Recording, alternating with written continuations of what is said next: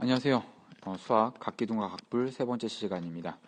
지금까지 각기둥에 대해서 두 번 배웠는데요. 오늘 각기둥에 대해서 배우는 마지막 시간입니다. 오늘 공부할 문제를 알아보겠습니다. 오늘 공부할 문제는 역시 각기둥을 알 수 있어요입니다. 지난 시간에 배웠던 각기둥은 우리가 밑면과 옆면에 대해서 배웠습니다. 그러면 오늘은 무엇에 대해서 배울지 지금부터 시작하겠습니다. 자, 1번. 다음 각기둥의 이름을 알아보세요입니다. 각기둥의 이름을 명칭을 짓는데요. 자, 이 각기둥의 밑면을 살펴보겠습니다. 첫 번째 각기둥의 밑면은 삼각형입니다. 두 번째 각기둥의 밑면은 사각형입니다. 다섯 번째 각기둥의 밑면은 하나, 둘, 셋, 넷, 다섯, 여섯. 육각형입니다. 저번 시간 배웠듯이 밑면은 각기둥에 두 개가 있습니다. 이렇게. 그 이유는 저번에 설명드렸지만 하나만 예로 들어보겠습니다. 하나의 삼각형을 이렇게 뒤집어도 밑면은 똑같이 계속 밑면입니다. 그래서 윗면이라는 건 각기둥에선 없습니다. 항상 이렇게 각기둥에는 밑면이 두 개 있다는 것 꼭 기억하시고요. 자, 그러면 첫 번째는 삼각형, 두 번째는 사각형, 이 세 번째 각기둥은 밑면이 육각형인데요. 이제 옆면을 살펴보겠습니다. 옆면은 저번 쌤이 한번 말씀드렸었는데 표시해 보면 직사각형이고요. 두 번째도 직사각형이고요. 세 번째도 직사각형입니다. 그러면 옆면을 가지고는 구분할 수가 없습니다. 이 각각의 각기둥을 구분할 수 있게 하는 기준이 무엇입니까? 네, 바로 밑면의 모양입니다. 밑면의 모양은 삼각형, 사각형, 육각형으로 이렇게 서로 다릅니다. 그래서 여러분들 눈치가 빠른 분은 알아챘겠지만 첫 번째 각기둥은 삼각기둥이라고 합니다. 그러면 얘는 사각형이니까 사각기둥이겠죠. 그럼 마지막 얘는 육각형이니까 육각기둥입니다. 육각기둥 너무 쉽죠. 이렇게 각기둥의 이름은 밑면의 모양에 따라 결정이 됩니다. 밑면의 모양에 따라서 결정이 됩니다. 밑면이 삼각형이면 삼각기둥, 사각형이면 사각기둥, 육각형이면 육각기둥이 됩니다.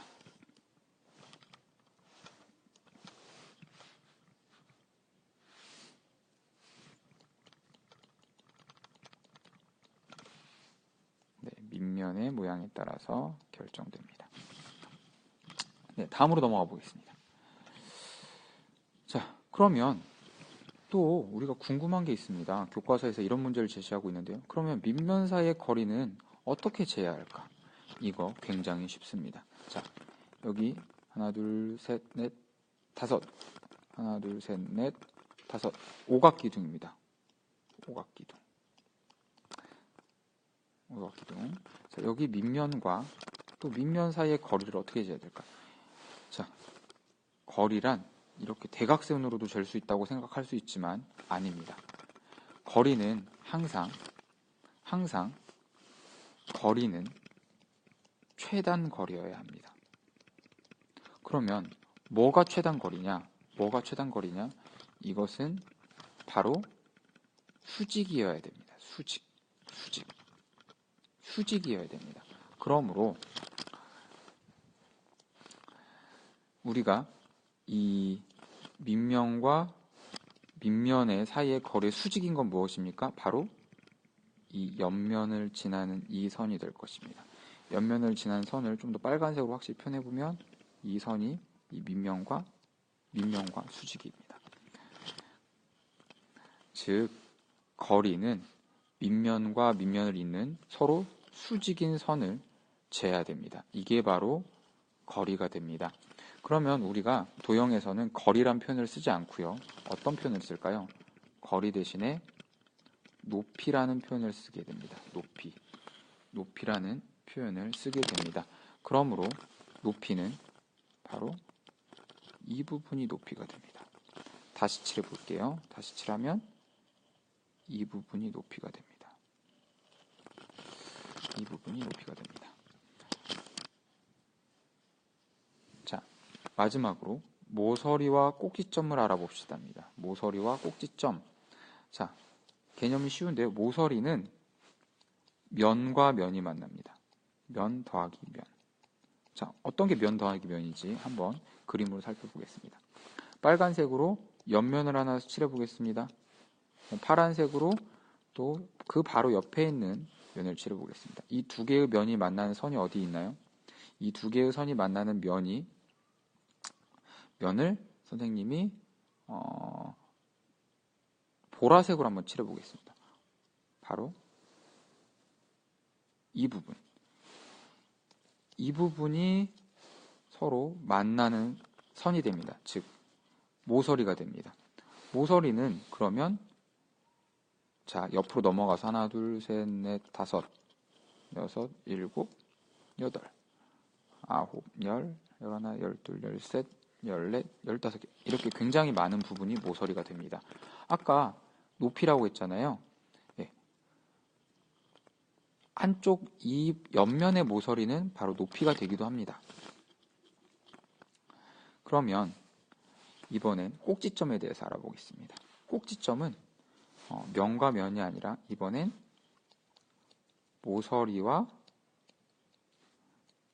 모서리가 만나는 부분이 바로 꼭지점이 됩니다. 지워서 깨끗하게 살펴보겠습니다. 자, 모서리와 모서리가 만난다. 자, 모서리는 면과 면이 만난다. 면과 면이 만나는 부분이고, 꼭지점은 모서리와 모서리가 만난다. 라고 했습니다. 그럼 모서리를 한번 살펴볼까요? 자, 모서리 하나 그려보겠습니다. 모서리. 이렇게 세 개가 만나서 하나의 점을 이룹니다. 이 점들 많죠? 이 점들이 다 모서리가 됩니다. 자, 그럼 이제 마지막입니다. 선생님이 최종 복습을 한번 할 건데요. 이 과제를 설명을 잘 듣고 과제를 해결하시기 바랍니다. 자, 밑면 표시해 보겠습니다. 밑면입니다. 이 부분이 바로 밑면인데 밑면의 특징은 뭐라고 했습니까? 네, 다 알다시피 밑면은 서로 평행이고 마주보고 있고 똑같습니다. 그리고 두 개가 있습니다. 그다음 옆면 살펴보겠습니다. 옆면은 무조건 직사각형입니다. 무조건 직사각형입니다. 그리고 그 개수는 밑면이 여기는 오각형이니까 옆면은 5개입니다. 만약에 삼각형이라면 밑면이 삼각형이었다면 옆면은 사각형이 되었을 겁니다. 자, 그 다음 오늘 배웠던 부분 복습하겠습니다. 자, 이렇게 모서리와 모서리가 만나는 점을 우리는 꼭지점이라고 했고요. 면과 면이 만나는 부분, 그 선을 우리는 모서리라고 했습니다. 마지막으로 밑면과 밑면을 잇는 가장 짧은 거리에 있는 선, 이 선, 파란색으로 다시 해보면 이 선, 밑면과 밑면을 잇는 가장 짧은 선은 서로 수직이어야 된다고 했고요. 이걸 바로 높이라고 한다고 했습니다. 자, 이렇게 해서 각기둥에 대해서 3시간에 걸쳐서 배웠고요. 내일 우리 같이 복습해 보도록 하겠습니다. 과제 해결해 주시기 바랍니다. 고생하셨습니다.